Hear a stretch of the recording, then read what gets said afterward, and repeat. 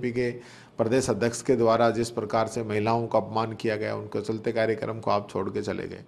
महिलाएं तो आपको माफ़ नहीं करेंगी। आपने हमेशा जो है, बीजेपी ने हमेशा महिला रिजर्वेशन बिल जब हम लेके आए, हमेशा उसका विरोध किया। कांग्रेस, सपा, टीएमसी, डीएमके, इनको महिलाएं माफ़ नहीं करेंगी।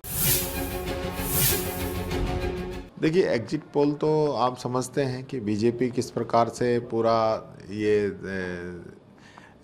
चलाती है सिस्टम को, और अब भी जिस प्रकार से वहाँ पे जो बीजेपी ने सरकारी मशीनरी का दुरुपयोग किया है, ईडी वहाँ पे लगातार कार्रवाई करती रही है चलते चुनाव के अंदर, और महिला सम्मान की बात करते हैं, और एक ममता के सामने पूरी कैबिनेट, सारे मुख्यमंत्री सब वहीं पे थे, और यहाँ कहते हैं महिलाओं का सम्मान कर रहे हैं।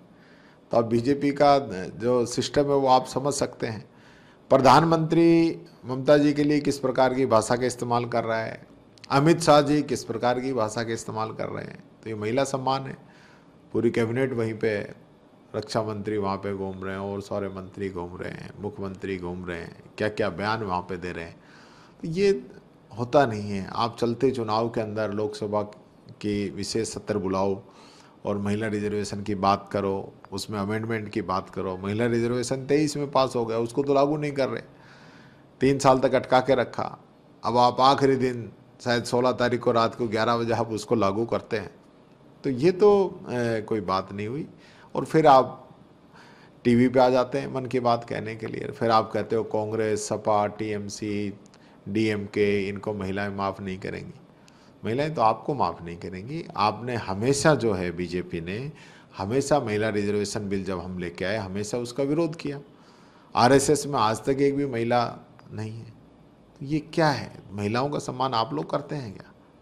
ये सिर्फ दिखावा है। यहाँ बीजेपी के प्रदेश अध्यक्ष के द्वारा जिस प्रकार से महिलाओं का अपमान किया गया, उनके चलते कार्यक्रम को आप छोड़ के चले गए। तो महिलाओं के प्रति जो बीजेपी की सोच है वो ये दर्शा रही है, और ये जो सरकारी मशीनरी का दुरुपयोग इन लोगों ने किया है बीजेपी ने, मैं समझता हूँ ऐसा नहीं होना चाहिए। पूरा देश इस चीज़ को देख रहा है। उसके बाद अशोक गहलोत जी का बयान आया, और अब जो मदन राठौड़ जी हैं थे, वो भी बयान दे रहे हैं कि सचिन पायलट बच्चे थोड़ी ना जो अशोक गहलोत जी से। देखिए, राहुल गांधी जी ने जिस बात को उठाया है, जल, जंगल, ज़मीन की बात राहुल गांधी जी करते हैं। हमेशा जो इकोसिस्टम हमारा ख़राब हो रहा है उसको लेकर राहुल जी मुखर होते हैं।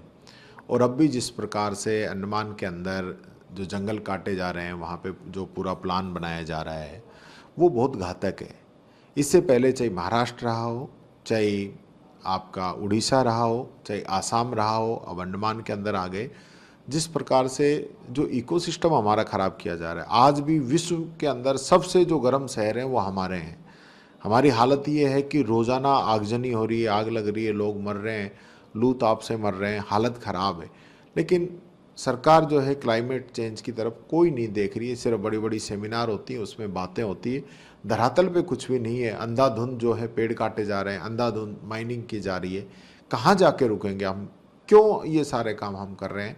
मैं समझता हूँ भारतीय जनता पार्टी की जहाँ जहाँ सरकारें हैं, खुद मोदी जी अपने मित्रों को फ़ायदा देने के लिए 1 मिनट भी पीछे नहीं हटते, चाहे जंगल काटने पड़े, चाहे पहाड़ काटने पड़े। इससे पहले तो अरावली तक को ये लोग साफ करना में शामिल हो गए थे।